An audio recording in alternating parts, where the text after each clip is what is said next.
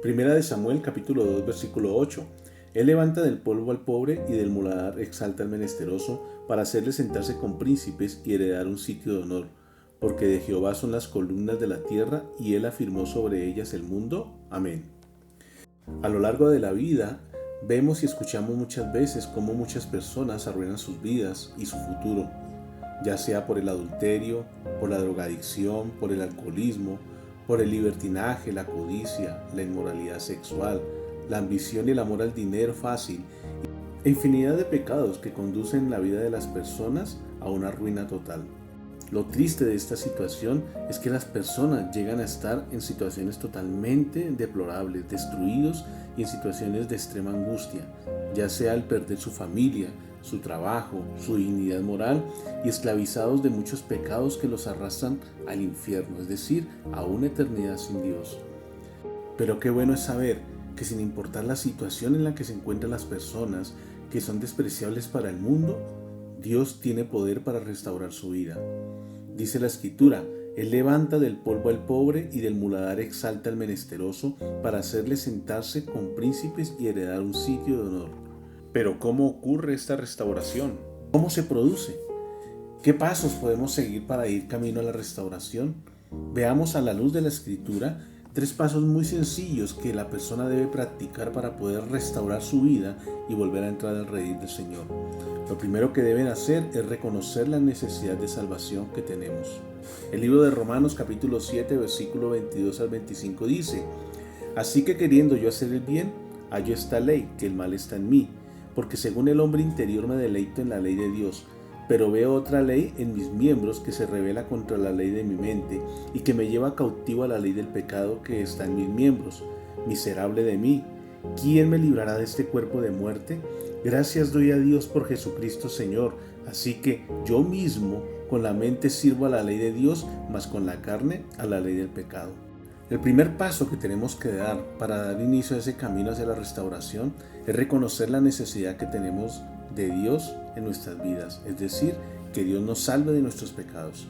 Recordemos que es por causa del pecado que el hombre se deteriora y poco a poco destruye su vida, inmerso en tantos vicios, inmundicias y maldad de esta tierra. El libro de Proverbios capítulo 5 versículo 22 al 23 nos enseña: Prenderán al impío sus propias iniquidades y retenido será con las cuerdas de su pecado. Él morirá por falta de corrección y errará por lo inmenso de su locura. A través de la palabra vemos hombres que han reconocido su pecado. Pablo reconocía su miseria y cómo ésta lo arrastraba al infierno, pero también sabía que podía ser salvo por medio de la fe en Jesús. Por eso, si perseveramos en nuestros pecados, pereceremos en ellos. Pero si queremos iniciar nuestro camino hacia la restauración, el primer paso es reconocer nuestra necesidad de salvación y que solamente Jesús nos puede ayudar en este proceso. Lo segundo que debemos hacer para restaurarnos es confesar y apartarnos de nuestros pecados. Proverbios 28:13 dice: El que encubre sus pecados no prosperará, mas el que los confiese y se aparta alcanzará misericordia. La Escritura nos enseña la importancia de la confesión de nuestros pecados, ya que para hacerlo es necesario antes haber reconocido nuestra maldad. Confesar nuestros pecados significa pedirle perdón a Dios por todas nuestras maldades. Confesar nuestros pecados significa reconocer que por su misericordia alcanzaremos la misericordia de Dios. Primera de Juan capítulo 1 versículo 8 y 10 dice: Si decimos que no tenemos pecado, nos engañamos a nosotros mismos y la verdad no está en nosotros. Si confesamos nuestros pecados, Él es fiel y justo para perdonar nuestros pecados y limpiarnos de toda maldad. Si decimos que no hemos pecado, le hacemos a Él mentiroso y su palabra no está en nosotros. Para que el proceso de restauración de nuestras vidas comience, es importante confesar nuestros pecados como consecuencia de haber experimentado un verdadero arrepentimiento y así permitir que el poder del Espíritu Santo venga a nuestras vidas. Aquí el Espíritu Santo juega un papel muy importante en ese proceso de restauración, ya que su presencia en nosotros nos da el poder para vencer las fuerzas malignas de Satanás y así sujetar nuestra naturaleza pecaminosa. Pero para permitir que el Espíritu Santo de Dios haga ese proceso y limpie nuestras vidas, debemos limpiarnos de toda nuestra maldad, de todo lo malo que hay en nuestro corazón. Eso nos lleva a un arrepentimiento y a una confesión permanente de nuestros pecados. y entendiendo que a través de la obra redentora de nuestro Señor Jesucristo lo estamos logrando. Dice el libro de Romanos capítulo 10 versículo del 9 al 10, que si confesares con tu boca que Jesús es el Señor y creyeres en tu corazón que Dios le levantó de los muertos, serás salvo, porque con el corazón se cree para justicia, pero con la boca se confiesa para salvación. Y por último, para restaurarnos debemos adherirnos a la vid verdadera. Dice Juan capítulo 15 versículo 5, yo soy la vid, vosotros los pámpanos, el que permanece en mí y yo en él, éste lleva mucho fruto, porque separados de mí nada podéis hacer.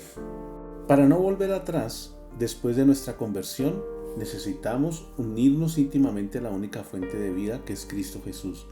Por eso Él les decía a sus discípulos que Él era la vid verdadera y que ellos los pámpanos, es decir, las ramas que mientras están unidas a un tronco son nutridas por la rica savia. Así, nosotros los creyentes debemos mantenernos adheridos a nuestro Señor Jesús, la única fuente de agua viva, pero realmente, ¿cómo podemos lograrlo? La Biblia nos enseña cómo hacerlo, y lo primero es mantener la comunión con Cristo a través de la oración, primera de Juan capítulo 5 versículo 14 al 15. Segundo, alimentarnos constantemente de la palabra de Dios, primera de Pedro capítulo 2 versículo 2, que dice, desead como niños recién nacidos la leche espiritual no adulterada, para que por ella crezcáis para salvación. Lo tercero, desarrollar el hábito de congregarnos para gozar de la comunión con los santos, Hebreos capítulo 10 versículo 24 al 25. Y cuarto, permanecer constantemente creciendo en la obra del Señor siempre. Esto está en primera de Corintios capítulo 15 versículo 58, que dice, así que hermanos míos amados, estad firmes y constantes, creciendo en la obra del Señor siempre, sabiendo que vuestro trabajo en el Señor no es en vano. La invitación en este día es a que restaures tu vida con el Señor y que puedas experimentar la gloria de Dios en tu diario vivir. Comienza desde hoy, reconoce, confiesa y apártate del pecado y adhiérete profundamente a la mano y a la presencia de Dios a través de su preciosa palabra. Feliz día, Dios les bendiga.